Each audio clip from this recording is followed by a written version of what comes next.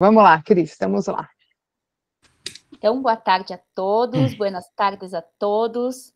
Hoje nós temos, então, o nosso terceiro tópico, onde a gente vai falar sobre DOHA and Infants Breastfeeding. The coordination is with Rosana Puccini e Luana Lopes de Souza.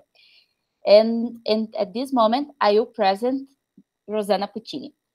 A doutora Rosana Puccini possui graduação, residência médica em pediatria em 1981, doutorado em medicina em 88 e livre docência em 2002 em pediatria, pela Universidade Federal de São Paulo. É professora titular da disciplina de Pediatria Geral e Comunitária do Departamento de Pediatria da Escola Paulista de Medicina, a Unifesp.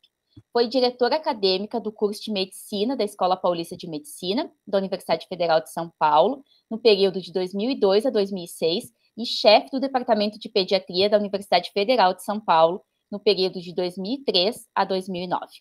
Foi coordenadora do ProMed e do ProSaúde e Medicina da Unifesp no período de 2003 a 2011. Eleita e nomeada diretora do campus São Paulo da Unifesp na gestão de 2013 a 2017 e na gestão de 2017 a 2021, concluída em abril de 2021. Coordenadora do ensino de pediatria na graduação da Sociedade Brasileira de Pediatria nas gestões de 2016 a 2020. Chefe da disciplina geral e Departamento de Pediatria da EPM na gestão de 2021 a 2024. Realiza revisão e assessorias ad hoc para periódicos da área de pediatria, saúde pública e a FAPESP também. Tem experiência na área de pediatria, educação médica e ensino na saúde. As suas principais linhas de pesquisa são crescimento e desenvolvimento da criança, cuidados integrais em saúde, epidemiologia dos serviços de saúde, educação médica e ensino na saúde. Muito obrigada, Rosana, pelo teu aceite. É uma felicidade muito grande de ter aqui hoje, coordenando essa sessão, essa aula, comigo e com a Fabiola. Muito obrigada. E eu que agradeço o convite, né?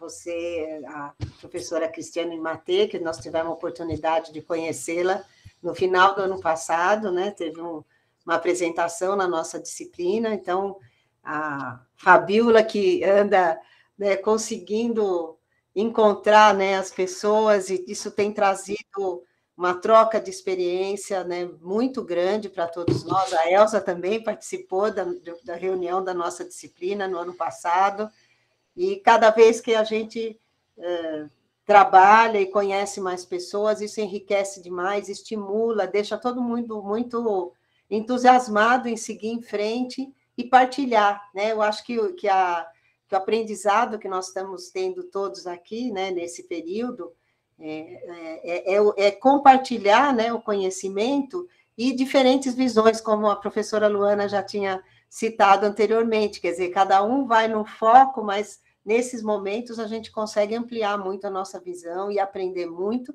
e pensar em novas possibilidades. Então, agradeço muito a você, Cristiane, e também a Fabiola, que é uma docente que está na nossa disciplina, assim, o tempo dela é curto comparado com o tempo que eu estou lá e outros docentes estão, e a transformação, né, que ela trouxe, né, o entusiasmo que ela trouxe, a determinação, estão sendo assim, essenciais para o crescimento da nossa disciplina, para o departamento de pediatria e para a instituição como um todo. Eu acho que essa atividade que está sendo desenvolvida é um exemplo de como que funciona a cabeça da Fabiola, assim, tudo, né? E claro, com você também, eu sei que ela trocou muitas ideias com muitas pessoas, mas ela não deixa para trás, ela tem vontade de fazer, você tem que correr atrás dela, senão a gente não alcança. Então, eu também vou fazer a apresentação, eu não sei, eu fiz uma apresentaçãozinha aqui de todas as pessoas que vão participar da mesa, né?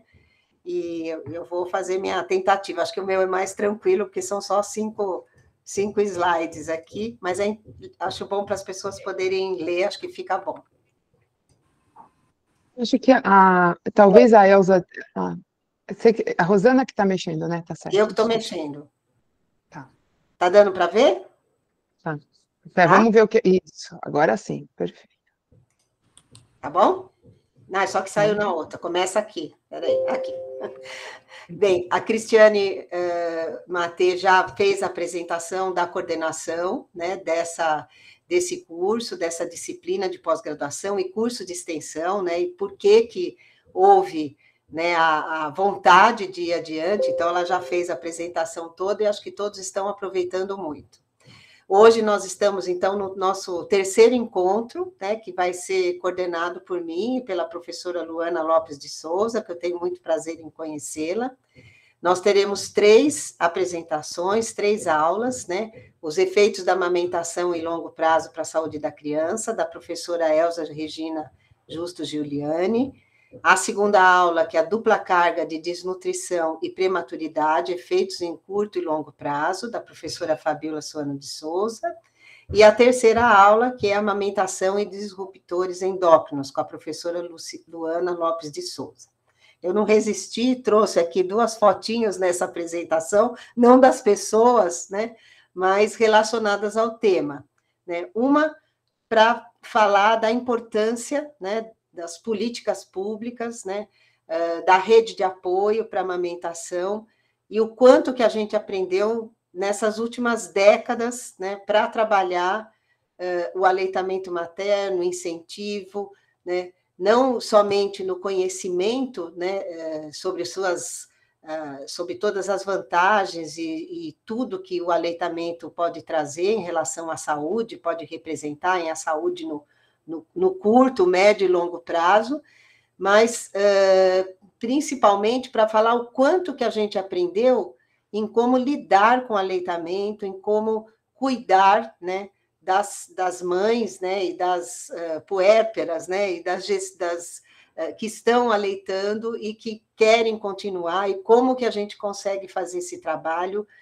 que é bastante complexo, né? A gente tinha, talvez, há algum tempo atrás, uma visão um pouco mais simples, né, que bastava querer, e a gente aprendeu que vai além disso, que precisa de muito incentivo e muita rede de apoio.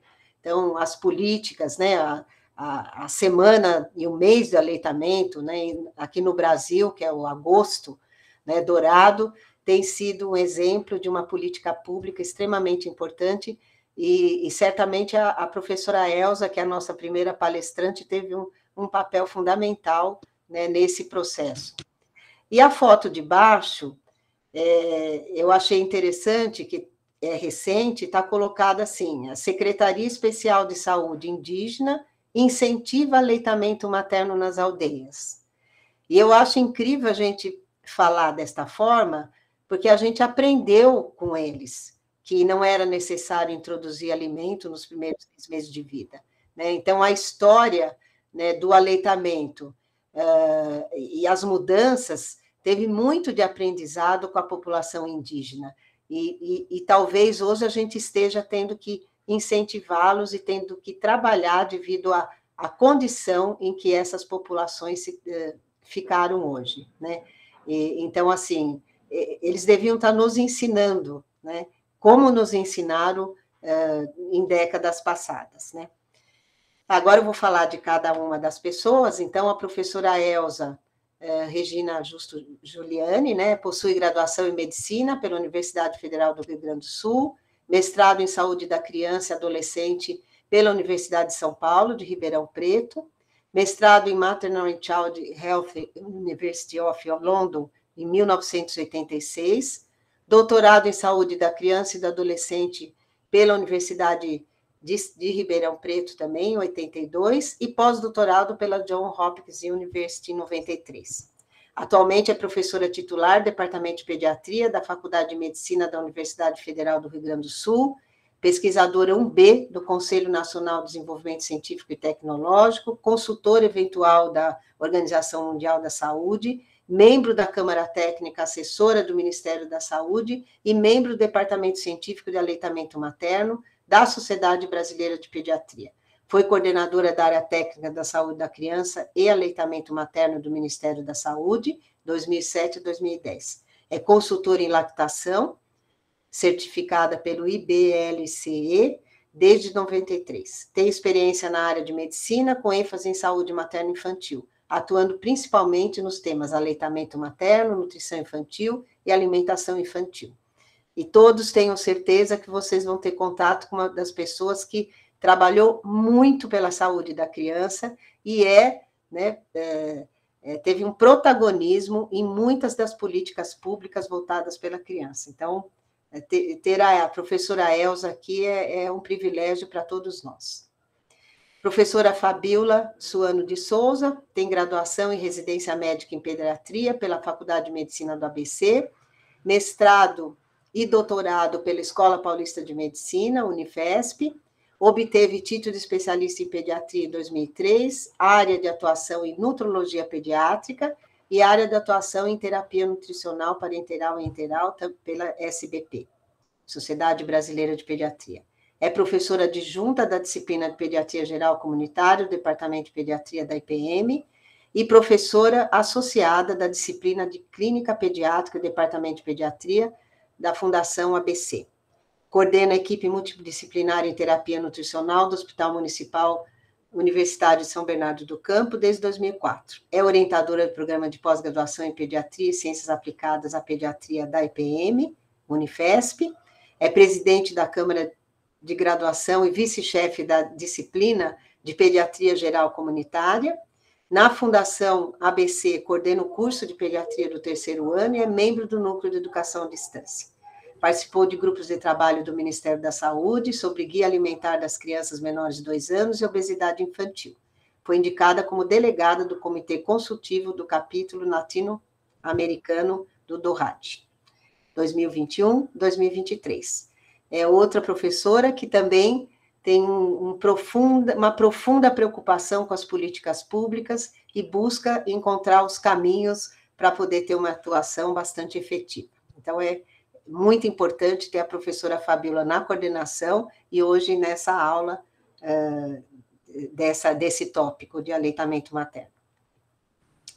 E a professora Luana Lopes de Souza, que vai falar sobre amamentação e disruptores endócrinos, possui graduação em nutrição pela Universidade Federal do Rio de Janeiro, mestrado e doutorado pelo Programa de Pós-Graduação em Ciências Biológicas, e Fisiologia do Instituto de Biofísica Carlos Chagas Filho, da UFRJ, onde desenvolveu também o seu pós-doutorado, investigando o impacto da dieta hiperlipídica materna sobre homeostase hepática da prole.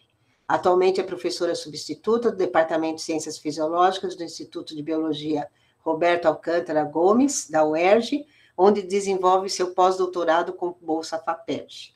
Atua como jovem docente vinculado ao programa de pós-graduação em Fisiopatologia Clínica Experimental, no qual já orientou dissertação de mestrado e atua em atividades de extensão, como o desenvolvimento de curso de verão.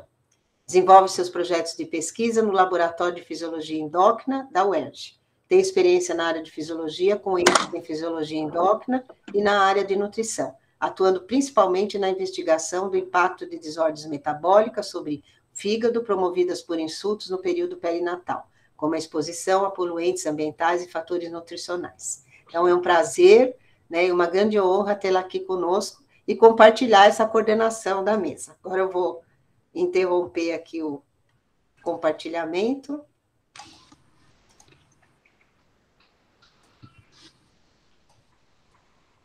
E estamos de volta. Bem, vamos dar início, então, né, à primeira apresentação, que é da professora Elza Giuliani. Professora, prazer tê-la aqui mais uma vez, está junto com a gente, e como eu disse, temos muito a aprender com você sempre. Muito obrigada, boa tarde a todos.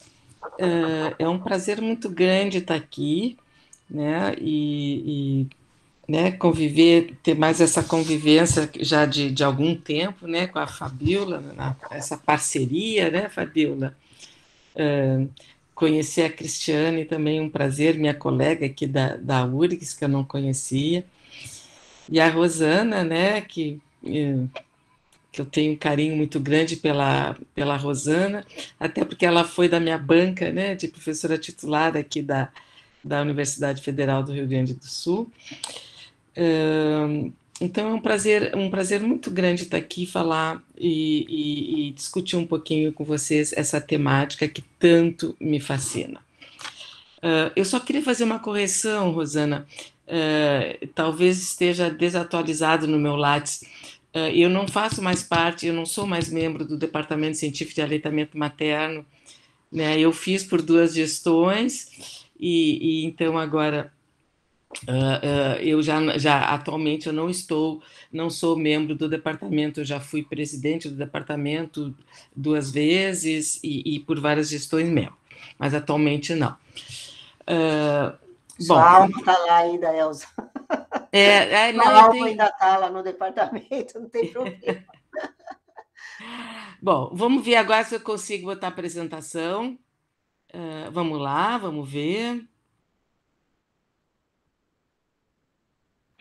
Entrou. Entrou? Vamos ver. Tá Agora no entrando, só. modo apresentação, ver se está. Perfeito. Tá. Então tá. Bom, a tarefa que me foi dada é falar sobre os efeitos no longo prazo da amamentação na saúde da criança.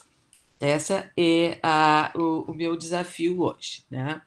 Bom, os benefícios do leite humano já são conhecidos já por muito tempo, né? Então, interessante, né, quando eu estava lendo esse livro e me deparei com esse texto aqui, né, dando uma receita para depressão datada do século I depois de Cristo. Então, receita para depressão: dieta de cores claras, alimentos úmidos, tais como peixe, frango, vinho diluído e leite humano.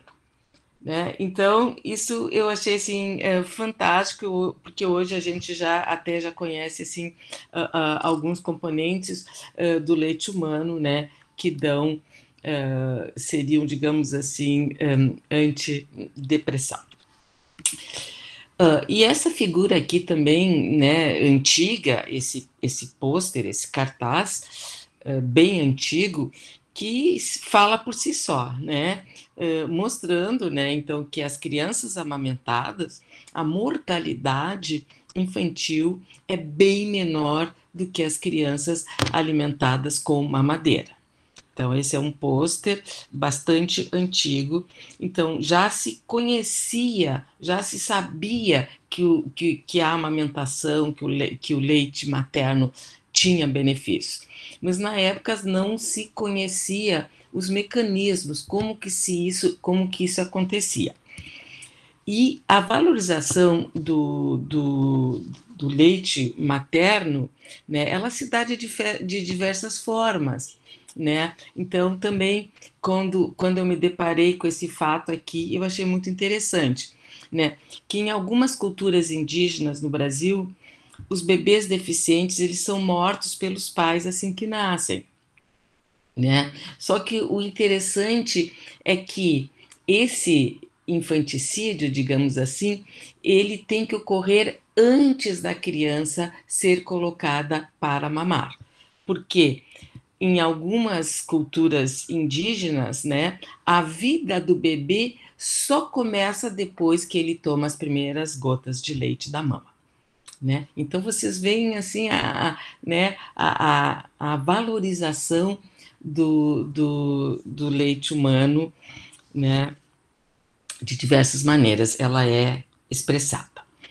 Bom, o foco da minha apresentação, né, como o título, né, bem diz, é os efeitos a longo prazo do aleitamento materno na saúde da criança.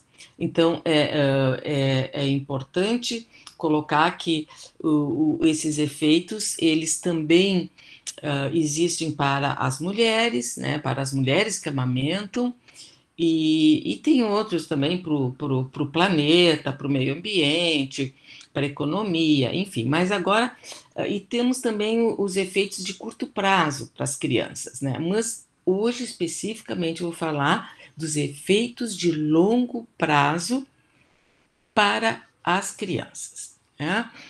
Bom, o aleitamento materno, né, ele acaba atuando e vai ter esses efeitos nos diversos sistemas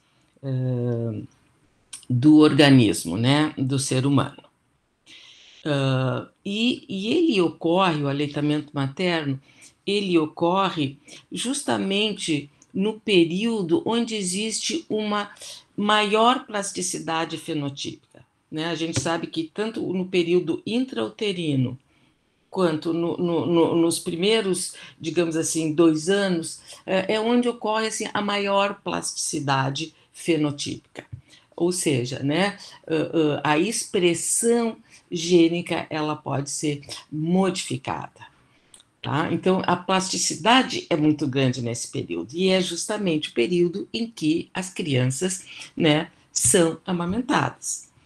Todos nós sabemos que a recomendação internacional é de amamentação por 2 anos ou mais. Bom, aí a gente se pergunta, mas como que é possível, né, a amamentação produzir esses efeitos de longo prazo?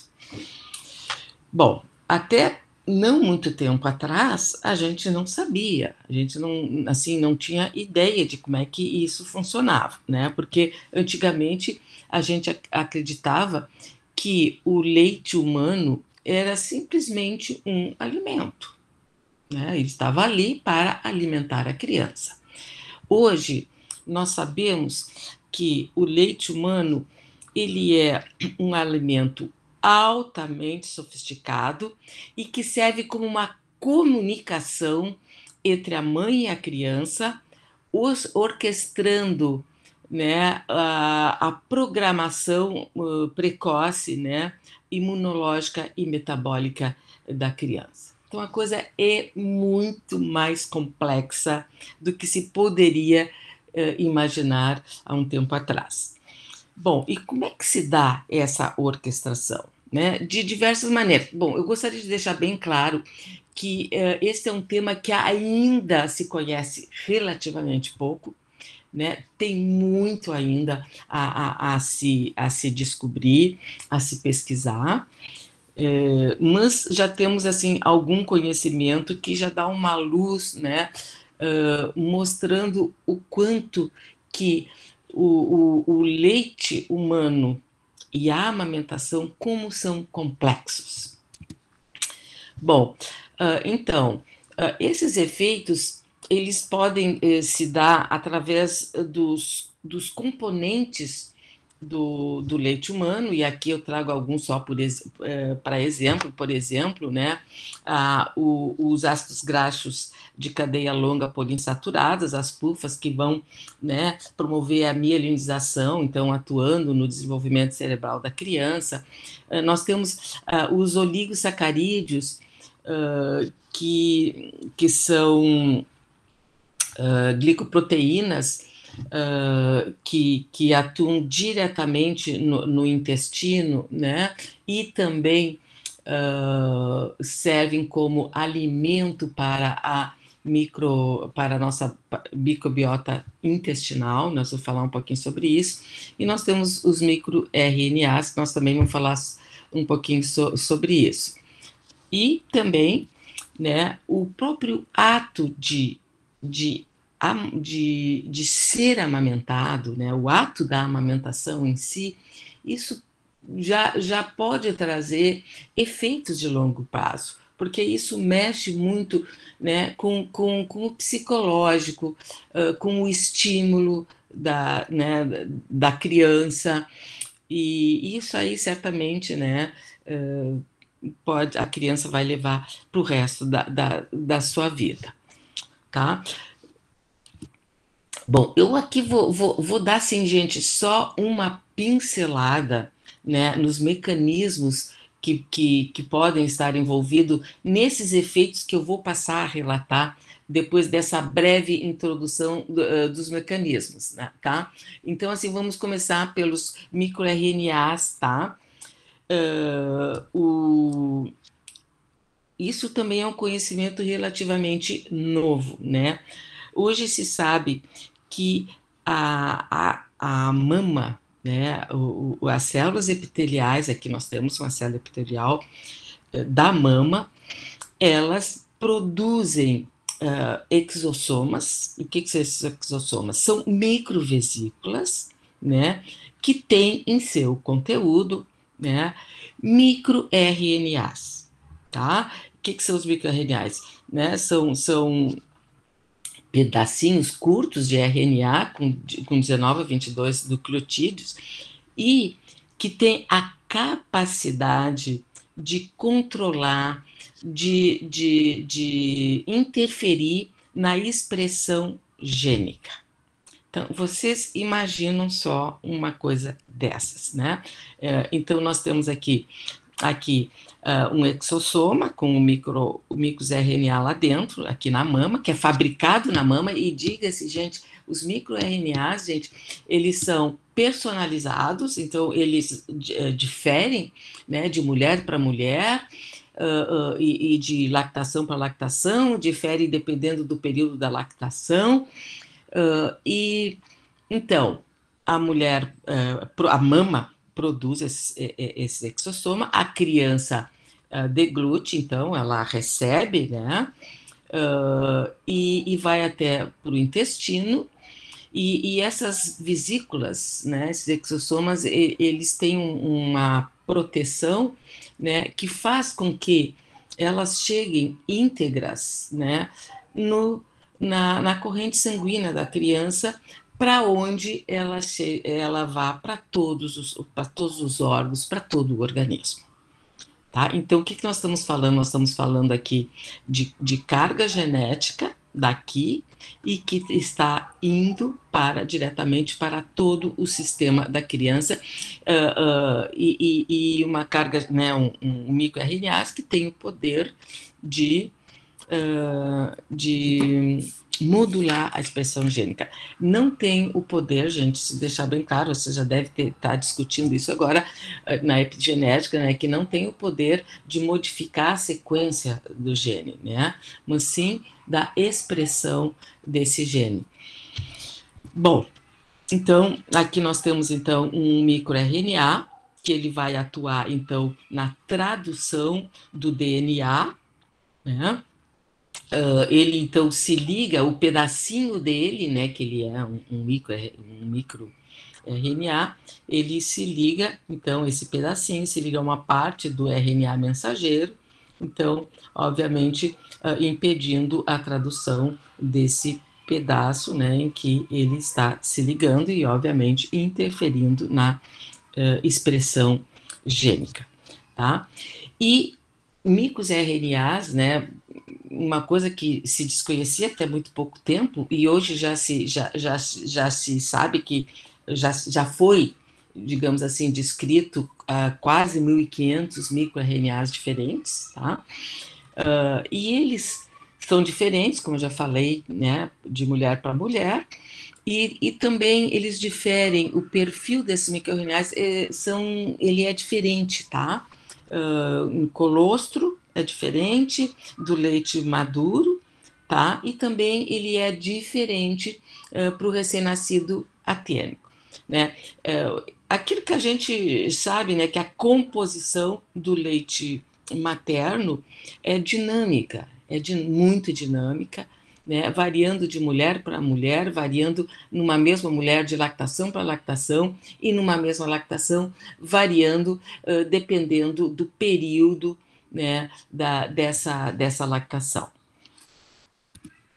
Bom, um dos microRNAs assim, mais abundantes no leite materno é o microRNA 148A, e é interessante que cada microRNA ele pode atuar em diversos genes diferentes, tá? Então, só para dar um exemplo, né, desse microRNA que é muito abundante no leite materno, ele vai atuar no gene, né, relacionado com alergia versus tolerância a alimentos, né, em genes, né, relacionados com a obesidade e gastos energéticos, com genes relacionados ao anabolismo e preservação de células, genes ligados ao controle da saciedade e da ingestão, do lipídico, do metabolismo lipídico. Então, vocês veem assim, gente, né, o poder que tem o leite humano, né, para a expressão gênica e para a saúde e para a doença, né? Muito bem. Bom, um outro mecanismo, assim, está muito ligado à microbiota intestinal. Também é um conhecimento relativamente novo. A gente sabe que a criança, sobretudo no primeiro ano de vida, tem um microbioma, enfim, uma microbiota diferenciada. Ela é diferente da criança maior e da do adulto. Então, ela desenvolve, né, essa microbiota ao longo do primeiro ano de vida. E essa microbiota, ela atua, né, ela vai atuar em diversos sistemas, né? Então, aqui está se relacionando, por exemplo, no fígado, no cérebro, tá? E também atua no próprio intestino, a microbiota, tá? Hoje se sabe que uma microbiota saudável, isso também para a criança, porque a microbiota da criança, que ela está uma microbiota em desenvolvimento, ela vai assim, influenciar órgãos e sistemas e de uma maneira assim permanente, né, que a criança vai levar para o resto da sua vida. E a gente sabe também, né, mesmo no adulto, o quão importante uma microbiota saudável, interferindo inclusive no humor, tá?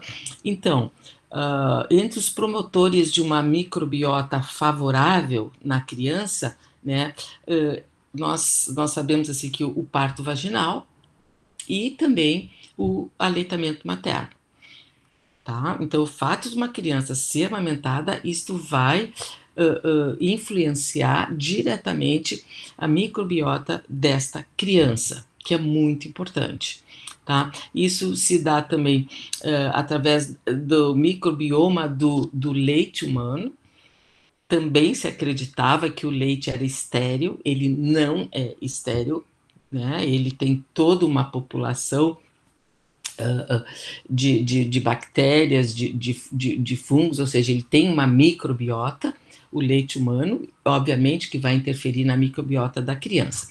E também os oligosacarídeos, tá? Os oligosacarídeos são glicoproteínas, que eles atuam diretamente no intestino da criança, promovendo mobilidade intestinal, a maturação do sistema imunológico local, mas, muito importante, eles são substratos para a microbiota saudável. Tá? Eles são o alimento, né? As microbiotas, especialmente aquelas mais relacionadas com uma microbiota favorável, são alimentadas pelos esses oligosacarídeos. E vocês veem que, assim, data de 2015, essa publicação que causou um fuzuê, saiu na Nature, mostrando, né, a ligação entre o intestino, as bactérias intestinais, né, e o cérebro, tá? E assim, um autor colocou, que eu acho bem interessante, assim, colocou que é possível que, alimentando o Bifidobacterium infantus, né, que é uma bactéria super importante, né, que faz atua no desenvolvimento cerebral, então, mantendo elas alimentadas, as mães podem crescer, criar bebês mais inteligentes, tá? Veja só, né? Tem que ir lá dar comidinha, alimentar os nossos bichinhos bons lá no intestino, porque isso aí vai fazer bem para o desenvolvimento cerebral, para o desenvolvimento cognitivo da criança, e isso, né, vai levar para o resto da sua vida. Bom, Isso foi só uma pincelada, né? Eu tenho certeza que as pessoas aqui do curso, né, né, podem aprofundar muito mais.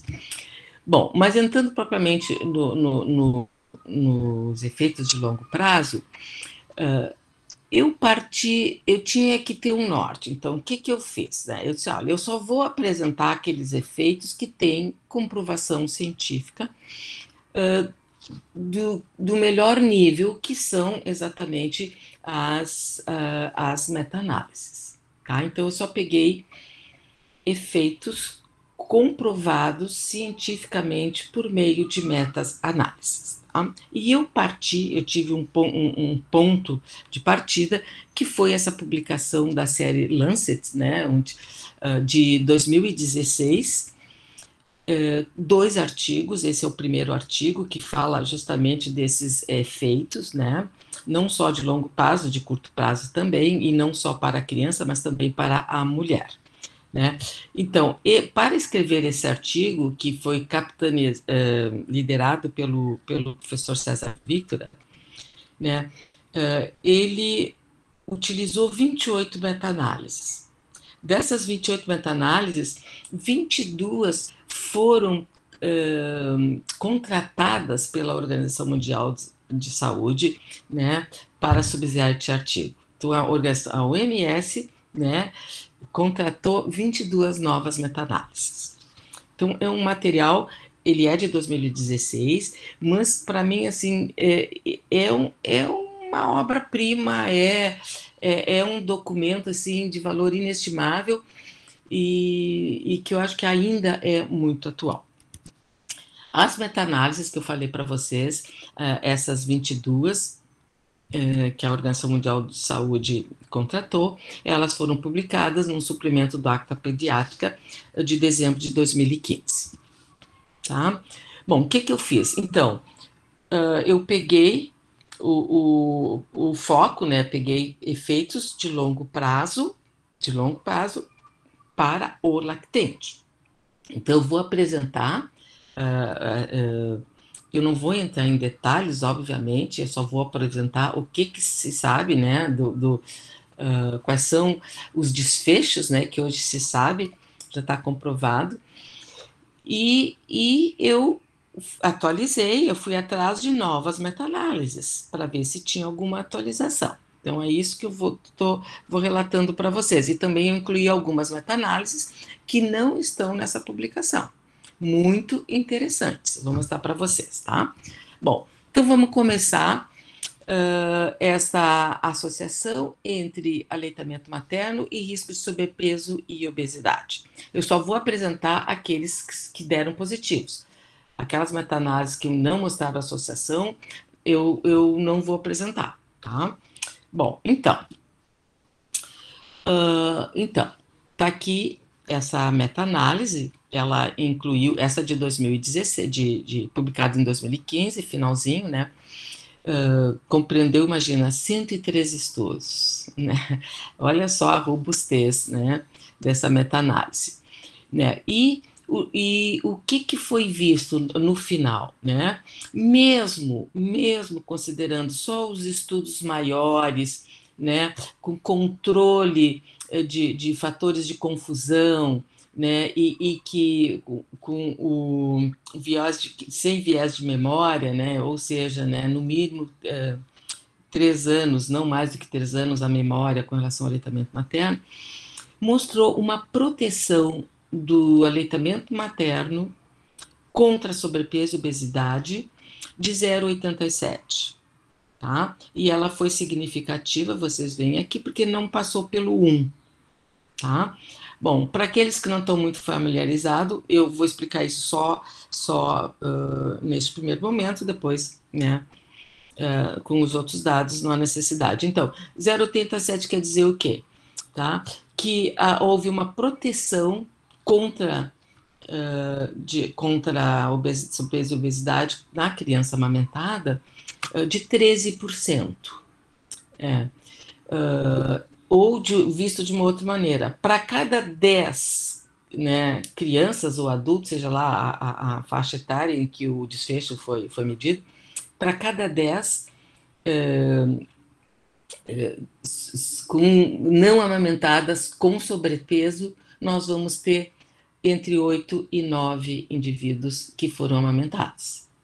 Tá? Então, né, houve então essa 1 ou 2 indivíduos, né, deixaram de ter sobrepeso ou obesidade porque foram amamentadas. Tá? Bom, houve sim uma atualização bem recente, agora, do Acta Pediátrica, em 2023, feito pelo mesmo primeiro autor, que é o Bernardo Horta, que é um pesquisador, né, lá de Pelotas, colega do professor César Victor, e então foi ele também, né, atualizou.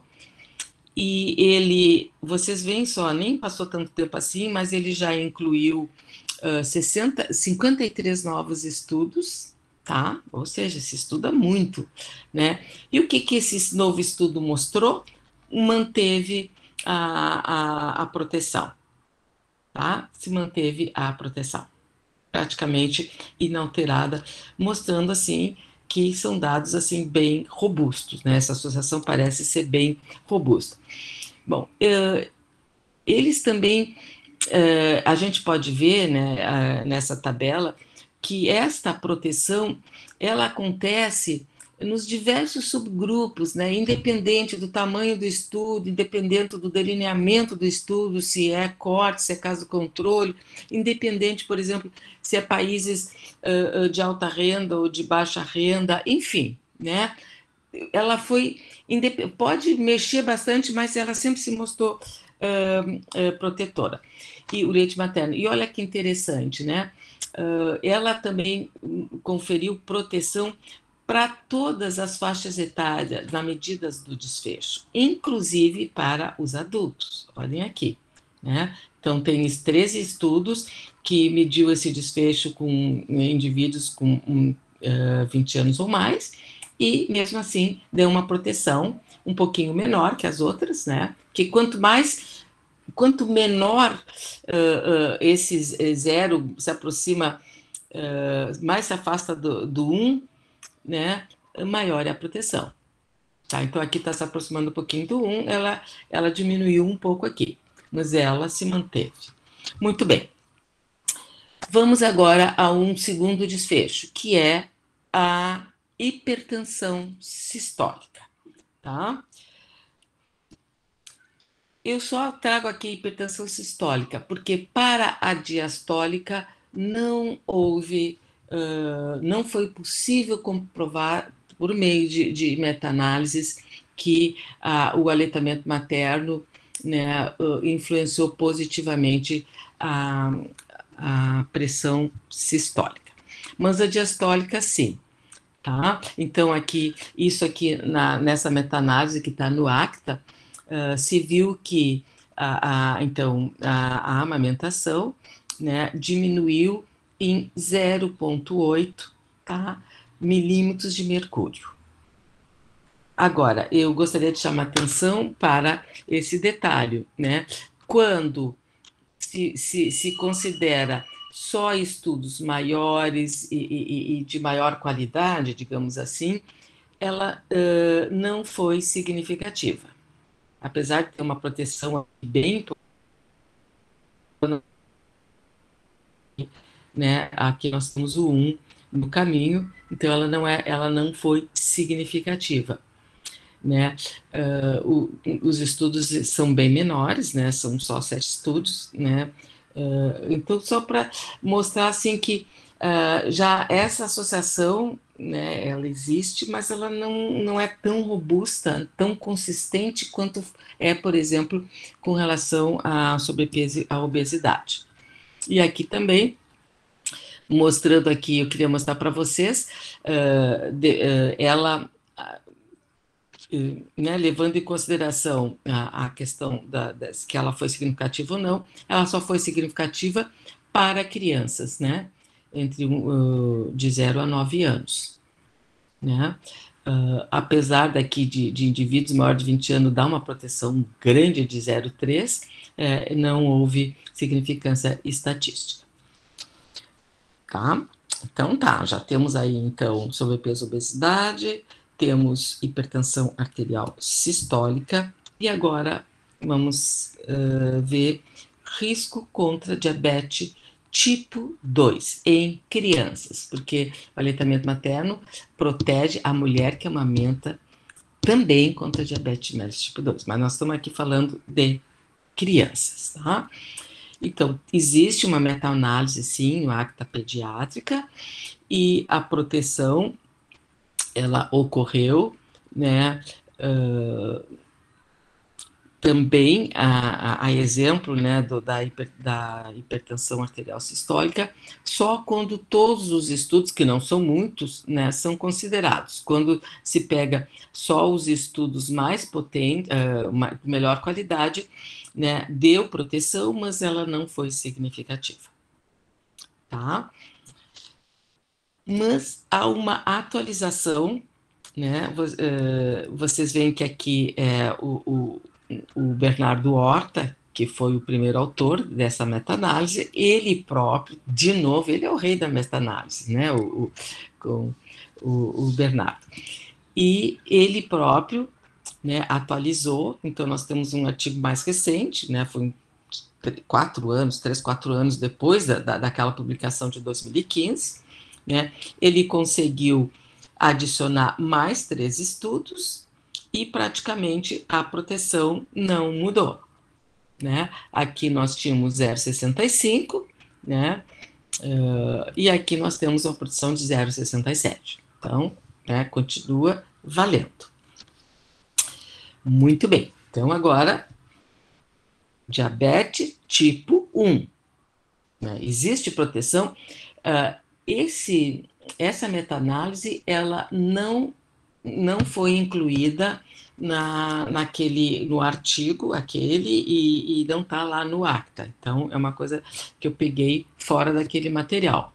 Tá? É uma publicação bastante recente, de 2021, né? Mostrando, sim, proteção. Tem vários estudos, vocês veem aqui, né? Não são tantos estudos quanto, assim, por exemplo, sobre peso e obesidade, mas tem um número razoável de estudos, e comparando diversas categorias, por exemplo, qualquer aleitamento, a duração, né? Vamos comparar de 2 a 4 meses, amamentando 2 a 4, versus aqueles mais ou menos, enfim, com relação à duração, e vocês veem que houve proteção em todos os tipos de comparação, só não houve proteção quando se comparou, por exemplo, qualquer aleitamento, a criança que foi amamentada mesmo por 1 ou 2 dias, contra não amamentados. Aí, nesse caso, não houve proteção. Justamente assim, mostrando o que quer dizer isso, que, né, parece ser importante a duração da amamentação. Tá? Então, né, dá para dizer que houve, sim, uma associação entre aleitamento materno e diabetes e o desenvolvimento de diabetes mellitus tipo 1. Tá? Bom, agora, risco de asma e sibilos, enfim, tá? Lá na meta-análise do Acta, né, foram incluídos 29 estudos e houve uma proteção modesta, né, contra asma em crianças de 5 a 18 anos. Tá? Uma proteção modesta de 0,9, quer dizer o quê? Para a gente, de cada 10 crianças com asma não amamentadas, nós temos 9 com crianças amamentadas, ou seja, uma criança, digamos assim, né, conseguiu se prevenir uma criança nesse grupo de 10 em função dela ter sido amamentada. Tá? Neste caso específico, nós temos, sim, uma atualização, tá? Mas é um estudo, ele é um pouquinho diferente desse aqui. Esse aqui, né, o desfecho crianças de 5 a 18 anos. Esse estudo, bem atual, publicado em 2021, ele ele incluiu apenas crianças no primeiro ano de vida, que tiveram asma ou sibilo no primeiro ano de vida, e crianças com história familiar de asma ou atopia, né? Crianças com alto risco de também ter. Né? Então, ele é um pouquinho diferente, e os estudos acharam, sim, associação significativa, tá? Né? Tanto para né, sibilos nos 12 primeiros meses ou sibilos nos 6 primeiros meses, né? Quando mesmo comparando crianças amamentadas versus não amamentadas, e também quando, né, pela duração, se viu que as crianças amamentadas por mais de 3 meses tiveram proteção com relação às amamentadas por menos tempo. Então, confirmando, né, esse efeito de longo prazo da amamentação na asma, que é uma doença alérgica, né? Assim como o eczema. O eczema é uma doença alérgica, tá? E aí, lá na meta-análise do ACTA, nós vimos, foi visto, né? Nós temos poucos estudos, né? Aqui vocês veem 6 estudos apenas. Houve uma proteção significativa de 0,74, tá? Em crianças nos 2 primeiros anos de vida, tá? Então, e nós não temos, eu pelo menos não encontrei novos estudos, então essa é a informação mais atualizada que a gente dispõe. Aleitamento materno e inteligência, tá? Muitos estudos, tá? Então, nos estudos utilizados, né, nessa meta-análise, né, encomendada pela OMS, houve uma diferença de 3,44 pontos no QI total desses indivíduos, tá? E desses indivíduos que foram testados, né, foram vistos em diversos fases da vida, tá? Agora, uma atualização, né, um pouco depois daquela de 2015, só 3 anos depois, feito pelo próprio Bernardo Horta, novamente, tá? Ele encontrou mais 3 artigos, mais 3, né, estudos, pesquisas, foram estudos de corte, né? Todos eles mostraram essa ação, sim, inclusive esses 2 estudos viram, né, que tem o efeito dose-resposta, então para cada mês se aumentava 0,20 pontos no QI, e aqui nesse estudo, para cada ponto, se aumentava 0,19, né, de QI. Eu trouxe aqui por uma curiosidade, esse estudo aqui feito na Finlândia, ele avaliou a inteligência em indivíduos, em média, aos 70 anos de idade, praticamente. E se viu que manteve esta proteção. O César Victor, né, o grupo dele já tinha visto isso com indivíduos perto dos 30 anos, né, naquela corte dele, que ele acompanhou, já viu que essa vantagem se mantém, né, mesmo depois na idade adulta, e aqui nós temos esse estudo com velhinhos. Bom, e nós temos um outro estudo também, tá, com relação à inteligência, esse é mais atual ainda, de 21, que ele é um pouquinho diferente daquela outra meta-análise, tá? Esse aqui conseguiu achar 2 novos estudos, que não foram incluídos lá naquela meta-análise, tá? Mas esse estudo foi feito só com crianças a termo, já na meta-análise do ACTA também entraram prematuros, e ele focou muito na duração do aleitamento, tá? E também em crianças, só em crianças, né, até 10 anos de idade. E, né, o que eles encontraram, então? Eles também encontraram uma relação, um acréscimo de QU em crianças amamentadas, né? Só que daí eles viram duração, mais de 6 meses contra menos de 6 meses, mais de 6 meses contra nunca, enfim. E é interessante que aí já esse acréscimo foi menor do que aqueles 3,44 que a gente viu, né? Incluindo todos os estudos, né? Então aqui ele viu uma diferença de 1 ponto de QI, mas que foi significativa.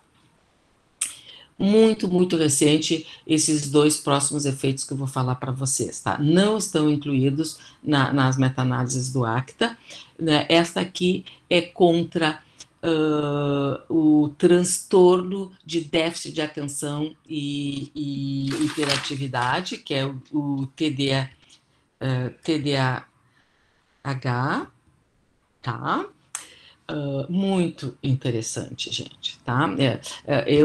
A gente, né, quem faz clínica pediátrica, sabe, assim, o quanto, né, que é prevalente, o quanto que a gente recebe crianças com esses distúrbios lá nas unidades básicas de saúde. E olha só, né,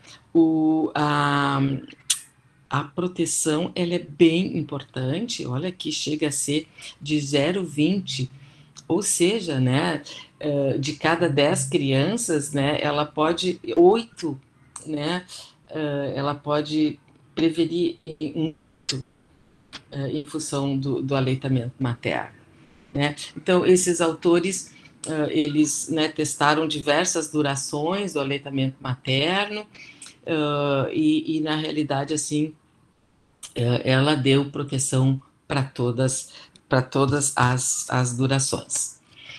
Esse também é um segundo estudo, uma segunda meta-análise também com o transtorno de déficit de atenção e hiperatividade, tá? Publicado em 2019, então bastante recente, é posterior àquele artigo do Lancet, né? E esse artigo, ele tá, só vira diferença a partir das crianças amamentadas por 6 meses ou mais, tá? Ou também eles viram que quando eram amamentadas exclusivamente por mais de 3 meses. Mas, então, novamente foi mostrado, não se conhece qual é a relação, qual é o mecanismo que estaria envolvido aí, né?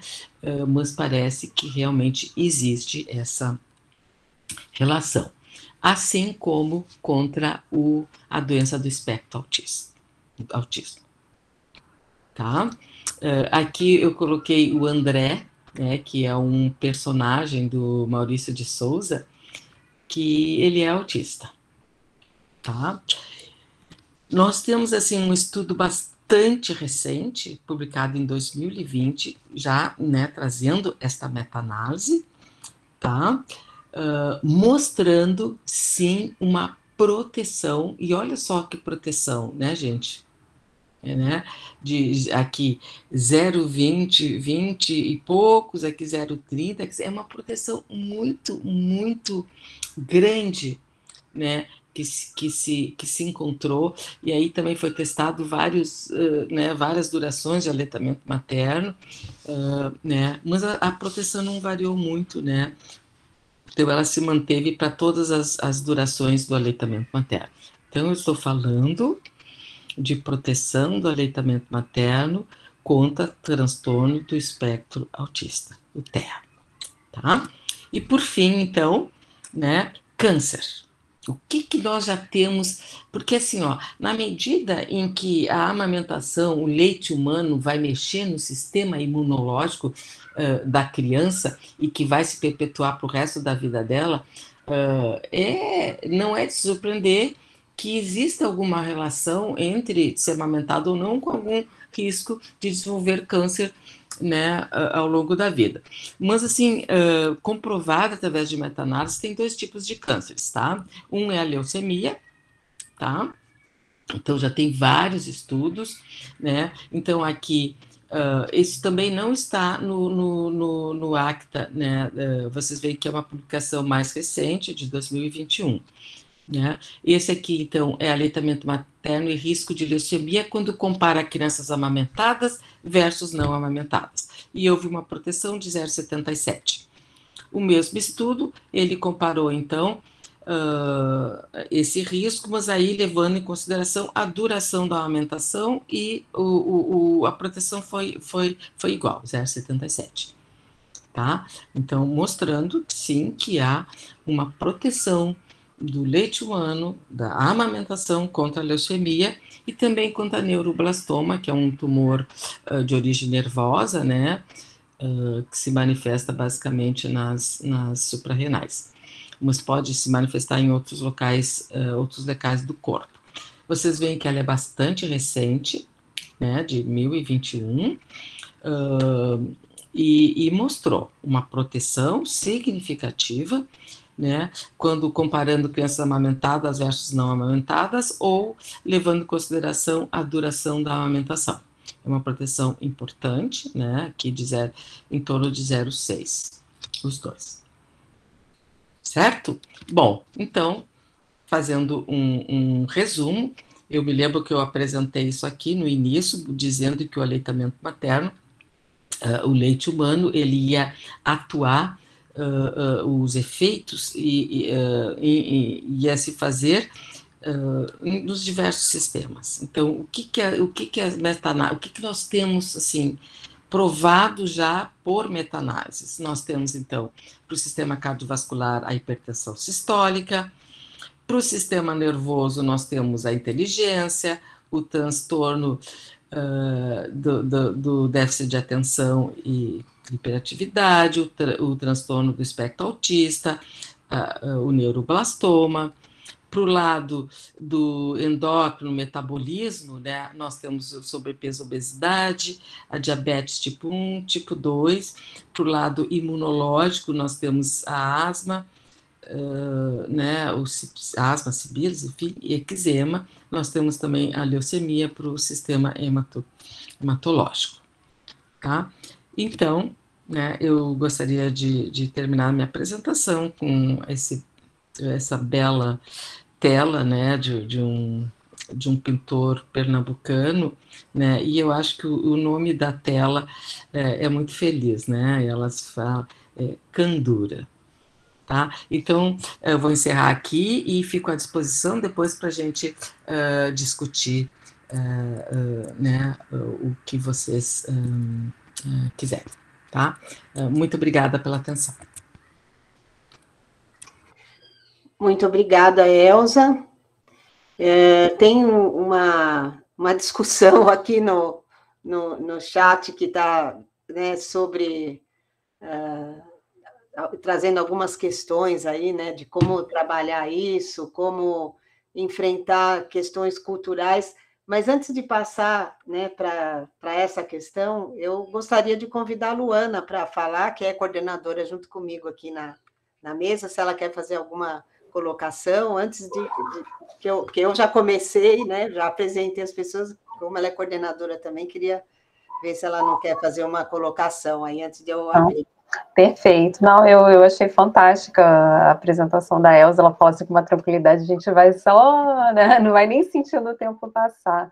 E são diversos efeitos protetores a longo prazo, né, que esses estudos mostram, né, e eu não conhecia esse efeito protetor a respeito do diabetes mellitus do tipo 1, você realmente falou que é uma coisa recente, eu não sabia, é fantástico realmente, e eu queria que você falasse um pouquinho a respeito.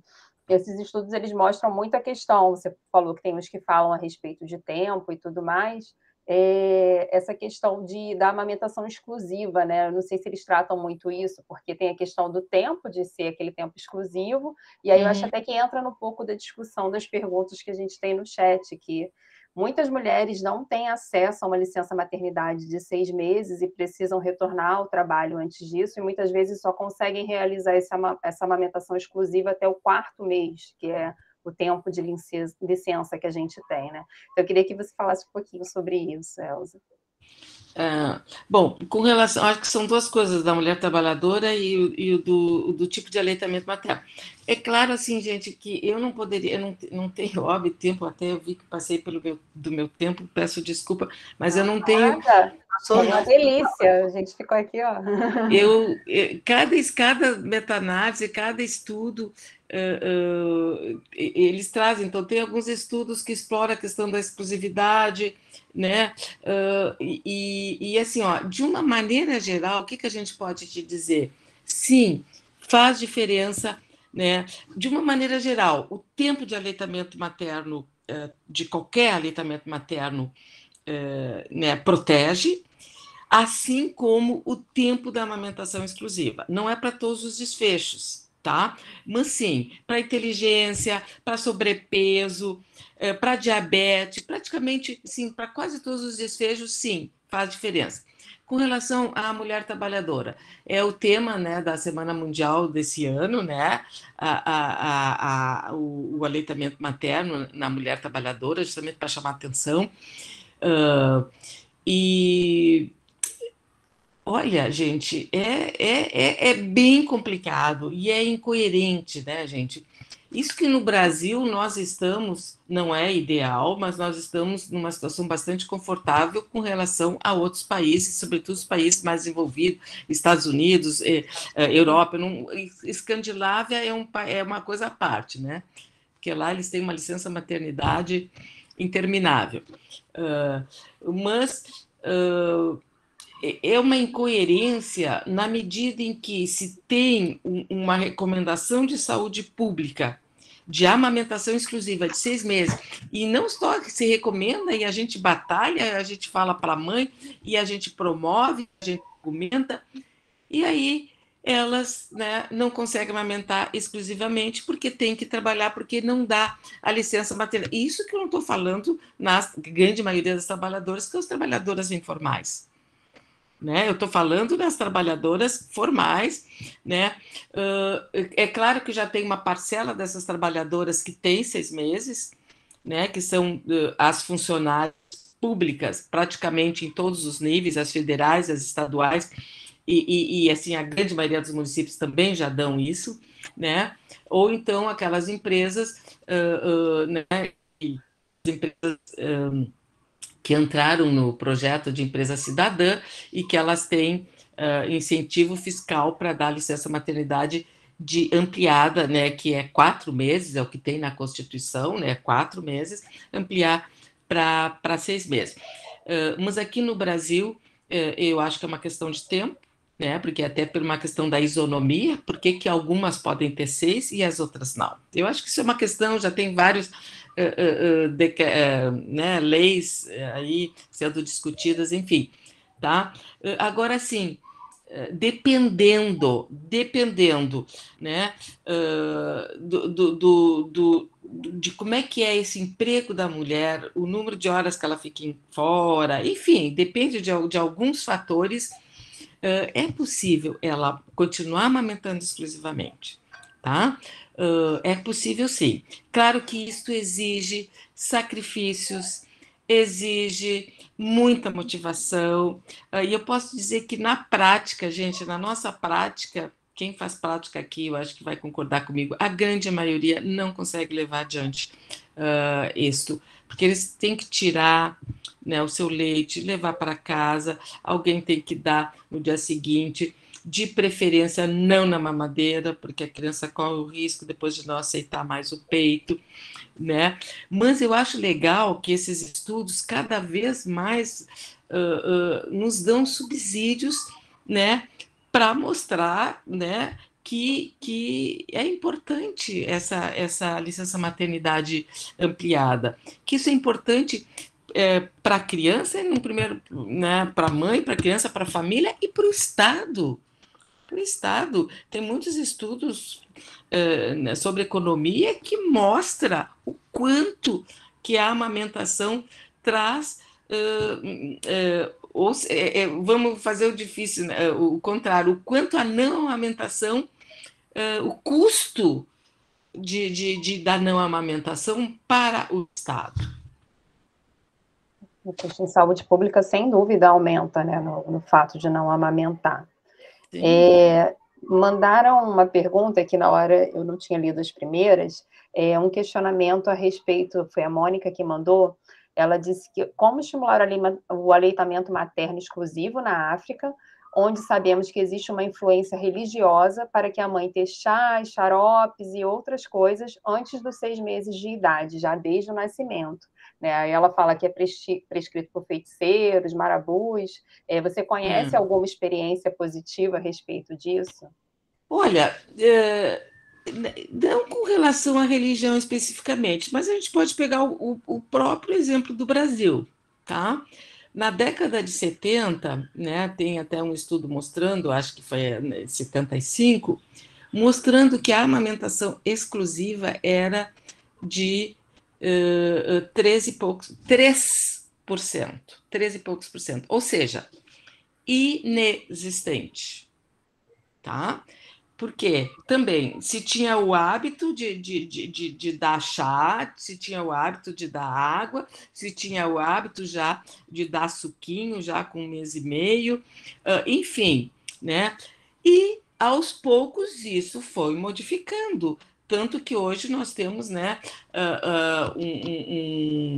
o nosso indicador de aleitamento materno exclusivo em menores de 6 meses é 42%, algo assim. Tá? Então, nós passamos de 3 para 40, promovendo educação, enfim, né? Então, eu não vejo que isso seja impossível, não, tá? Mas eu acho que é às custas, assim, de muito incentivo, de muita promoção, de muita educação. É difícil mesmo. Até falo um relato pessoal. Eu tenho uma filha de 10 anos e eu amamentei exclusivamente. Eu lembro da minha tia, ela nasceu em fevereiro, verãozão aqui no Rio de Janeiro, e a minha tia ficava assim: dá uma água para essa criança, ela tá com sede. E um chazinho, e deu brigar, porque assim, eu falava, eu não vou dar, eu fui formada em nutrição, eu não vou dar, eu sei da importância da amamentação exclusiva, e ela sempre falava assim, eu dei para vocês e vocês nunca tiveram nada. Sim. São aqueles auxílios que as pessoas não acompanham o desenvolvimento da ciência, né, ao longo do tempo. Teve um questionamento ainda nesse quesito, né, aproveitando esse gancho da Mônica, para perguntar ainda que não realizado exclusivamente, como é o caso dessas populações africanas, né, o leite materno ainda desempenharia a ação nutritiva que se espera? Com certeza, né? Principalmente para... Depende, obviamente que vai depender muito do quanto que ela mama, né? Mas assim, se a criança, né, por exemplo, ela não tem outra fonte de leite, só leite materno, mesmo no 2º ano de vida, a seu ponto de vista nutricional, em termos de calorias e em termos de proteínas de alto valor biológico, e assim, gente, e todos aqueles componentes, né, de proteção, embora muitos deles diminuem com o passar da lactação, mas eles estão lá. Tem alguns até que concentram, interessante. Então, eles estão lá. Então, é muito importante, né? E ela está falando dentro do contexto da África, sem dúvida nenhuma, é muito importante e, com certeza, previne muita desnutrição nesses locais. E até infecções, né? Porque não é um local em que a higiene é tão comum e o aleitamento materno ele acaba sendo uma forma prática, né? Mais difícil de contaminação para aquele bebê, né? Com certeza. Pode ficar à vontade. Então, assim, eu acho que essa questão que foi trazida aqui, a gente tem, acho que o Brasil tem uma experiência muito grande na atuação na saúde indígena, né? A Fabíola recentemente teve contato também com grupos que estão atuando junto com os Yanomamis, o caminho não é o confronto, né, com a religião, não é o confronto com a cultura, o caminho é você trazer essas pessoas para perto, né, tentar entender as lógicas e trabalhar, né, junto com eles, né? Eu acho que esse é um aprendizado grande e acho que a gente tem uma experiência muito grande aqui por conta de várias outras questões não relacionadas ao aleitamento, que eu acho que a gente aprendeu muito em relação ao aleitamento com a nossa população indígena, né, que ficava com a criança lá grudadinha o tempo todo, mas com outras questões, vacina e hábitos e outras coisas que foi necessário esse contato, né, e essa proximidade, entender as motivações, né, e a partir disso construir caminhos conjuntos, né? Então eu acho que nesse aspecto, né, nessas perguntas, assim, não ir para o confronto é sempre o melhor caminho, né? E eu acho que a gente podia ir passando, né, para a segunda, não sei se alguém quer fazer mais algum questionamento, né? A Roberta dá um depoimento aqui, né, sobre a ajuda do marido, é a rede de apoio, né, que eu coloquei também no início, é a rede de apoio, que a gente não falava muito nisso, a Elza também é mais antiga, mais experiente, e sabe que o foco da gente era só de passar conhecimento para a mãe, e a gente não pensava muito, né, no início da nossa abordagem, lá atrás, quando a gente tinha acabado de nos formar em pediatria, essa coisa da rede de apoio não estava tão colocada. E isso hoje é uma coisa fundamental, ficou muito claro que é o pai, é mais pessoas da casa, da família, não tem como, né, a gente ter sucesso se não tiver aí essa família ampliada também, que possa estar ajudando essa mãe, né? E tem muitas polêmicas aí da questão da licença, do tempo, né? Eu acho que depois dos 6 meses tem que criar condições para a mãe trabalhar e amamentar, porque só ficar de licença, eu acho que também não satisfaz a mãe que é trabalhadora, que tem motivações, que quer crescer, ela vai querer voltar, né? Então, acho que isso só é um tema bem bacana para a gente estar abordando e entendendo, né? Então, nessa questão das políticas, eu acho que tem muita polêmica em relação a isso, e qual que seria o caminho que poderia, né, trazer mais resultado. Fabíola e Cristiane estão inscritas aqui, antes da gente passar para a próxima. Eu vou até só fazer um comentário em cima do que as pessoas estão sugerindo, imaginando aqui que a gente tem um número grande de pós-graduandas, pós-doc, mestrado, doutorado, alunos de várias instâncias, mas que de alguma maneira estão relacionados ou com a pós-graduação e com seus próprios trabalhos, muitas vezes. Eu e a Cristiane, a gente participou do Dia Internacional, de comemoração do Dia Internacional da Mulher pelo DOHAD Internacional, a professora Poston coordenava, e ela chamou, eu e a Cris, a gente representando a América Latina, tinha mais uma pessoa da América Latina, tinha alguém, veja, Paquistão, né, Cris? Uma paquistanesa. Da Índia, a Maria Ospina, que é uma colombiana que trabalha no Canadá hoje. E a gente tinha a ideia era falar do Dia Internacional da Mulher, sob o contexto do DOHAD também de verdade para quem faz pesquisa, que eu achei muito legal, assim, e nas diferentes partes do Brasil, do mundo. Então, só para ter uma ideia, a pessoa do Paquistão demorou para entrar, porque ela tinha a internet já era uma dificuldade, mas ela acabou entrando, e foi muito legal achar uma coisa em comum. Então, pessoas que são pesquisadoras do DOHAD no mundo todo, liderados aí pela professora Poston, e ela puxou uma questão que eu achei muito interessante, que era não só a licença maternidade, porque aí tinha várias questões, né? Tinha muita gente assistindo também, do mundo todo, e as pessoas colocaram lá, no meu país não tem licença maternidade, no meu país é tanto, mas chegou-se num consenso que eu achei muito interessante, a professora Lucila, ela puxou por aí também, que é mesmo quando você volta a trabalhar, a flexibilização. Porque também não adianta você ter a flexibilização de horário, o reconhecimento de que não é uma coisa estanque. Se você optou por amamentar 6 meses e teve a licença, por exemplo, que de um dia para o outro você tem que entrar numa rotina completamente insana, que vai te deixar muito mais angustiada, e que você não tem opção, e que você tem prazo para cumprir, a sua bolsa não é estendida, você não consegue atingir as suas metas, continuou sendo ruim.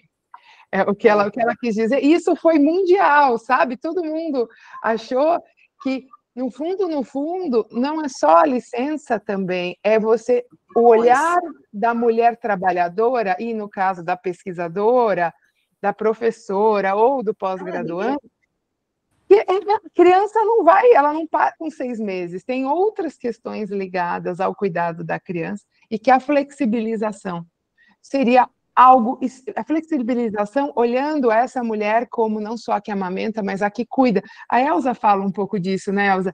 Não é só porque amamenta que tem que ficar 6 meses de licença, é o cuidado. Então, eu queria pedir aí até a Rosana, a Elza, a Luana e a Cris, que esteve com a gente, eu fiquei muito interessada nessa discussão. Legal. Não, sem dúvida. Sem dúvida, não é uma coisa que você congela, né? Tipo, acabou, amamentou 6 meses, agora você congela a criança e a vida volta ao normal. É uma virada. E eu comecei a ler essa questão dessas licenças, né? E esses incentivos até a ter filhos em alguns países com essas licenças de 1 ano, 2 anos. Eu falei, não, mas eu não queria licença de 2 anos, eu só queria que eu tivesse condição de, depois que a gente volta, isso que a Fabíola falou, saber que eu vou ter problemas, que eu vou ter que ficar em casa num determinado horário, que era melhor que eu trabalhasse, né, horários, uma jornada menor. São outras questões que estão colocadas, né, em todas as áreas. E às vezes a gente fala muito isso para uma mulher que, né, trabalha no nível superior, pesquisador, mas assim, todos os níveis. A mulher quer voltar também para sua atividade, para sua relação social do seu trabalho, né? Assim, acho que até não devemos ter preconceito em relação de que isso é uma questão para a mulher que é pesquisadora, que é professora. Não, acho que é para todas, né?